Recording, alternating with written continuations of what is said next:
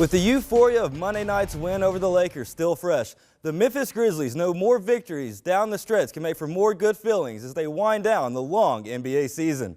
The Grizz hosting a Chicago's Bulls team that beat them in the Windy City before the All-Star break. Bulls center Robin Lopez with the patience in the paint, working his way in for the jam. He gets plenty of help rattling the rack from forward Zach LaVine with the hammer off the steal.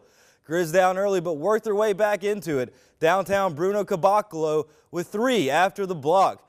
And watch this play right here.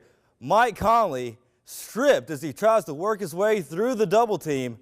Bulls take a 4-1 break, but Chandler Parsons, remember him? He busted up, dishes the long pass to Jakeem Noah, and ends the first quarter for the Grizzlies, knotted up at 20. The Grizz start strong in the second to take the lead, turning defense into offense. Mike Conley puts up a 3, no good, but Justin Holiday with the monster jam. The shot maker for Memphis, Avery Bradley, he continues his hot streak after coming to the Grizzlies at the trade deadline. 23 points, 7 rebounds, 7 assists, and a steal for AB.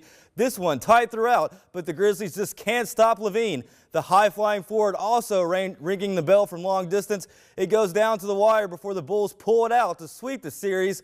Final score, 109-107. The Grizzlies now 24-39. Next play at the Dallas Mavericks.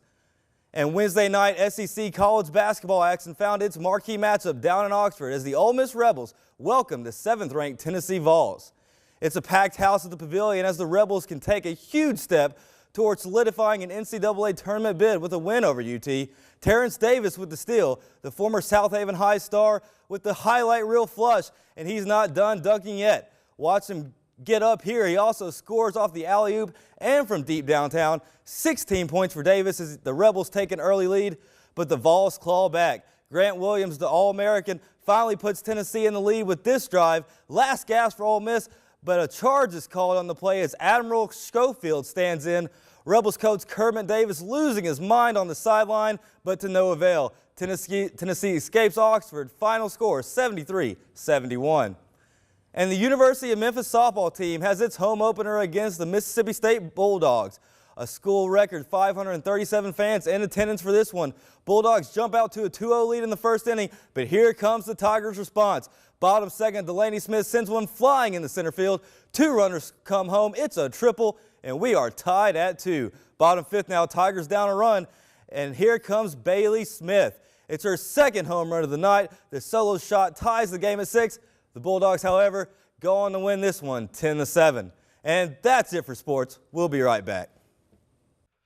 For Rivercrest senior Sydney Lane, high jumping comes naturally. Dad said it was kind of like a fish in water, so I just kind of took to it naturally. Lane converted to high jumping from cheerleading and quickly found a home on the track, winning 3 consecutive state championships. To put Sydney Lane's talent into perspective, this bar right here is set at right at about 5 feet 8 inches, which means that Sydney Lane pretty much jumps over me multiple times every day. Now Lane will take her talents to Arkansas State University, where she plans to make an immediate impact. I would love to win the Sun Belt. That'd be like a dream come true, and I'd love to qualify for nationals. But I really just want to improve, get better, and then help my team the best I can. Collins Peeples, KAIT. Fresh off their first win of the season, the Earl Bulldogs returned home last Friday in a Week 3 rivalry game against the Cross County Thunderbirds. After 2 3-and-outs for the Thunderbirds to start the game, Earl got things going in a big way as 6-foot, 265-pound junior Jalen Coopwood rumbled down the left sideline for a 69-yard touchdown. Cross County had an answer, though, as senior quarterback Hunter Like pieced together a 17-play drive, resulting in an 8-yard touchdown run. Another Cross County touchdown and a 2-point run by running back Jackson Henderson cut Earl's lead to 16-14 at the half. But the second half was all Bulldogs, as senior quarterback Tavarius Thomas bulldozes his way into the end zone from 15 yards out and then adds 2 more points for a 10-point lead, part of an Earl rushing game which averaged a whopping 19.5 yards per rush. But it was the Bulldogs' defense which sealed the game, ending a 16-play drive and forcing a turnover on downs at their own 4-yard line and then picking off a light pass in their own end zone to close the door on a 32-14 home win for the Bulldogs. Earl looks to win their 3rd straight this Friday when the Bulldogs travel to Marianna, Arkansas to take on the 0-2 Lee Trojans. Reporting from Earl, Arkansas, I'm Collins Peeples. Any sports fans, and welcome to Quick Hits with Collins Peeples. We're here in Earl tonight for the 2A state quarterfinal playoff game between the Earl Bulldogs and the Salem Greyhounds.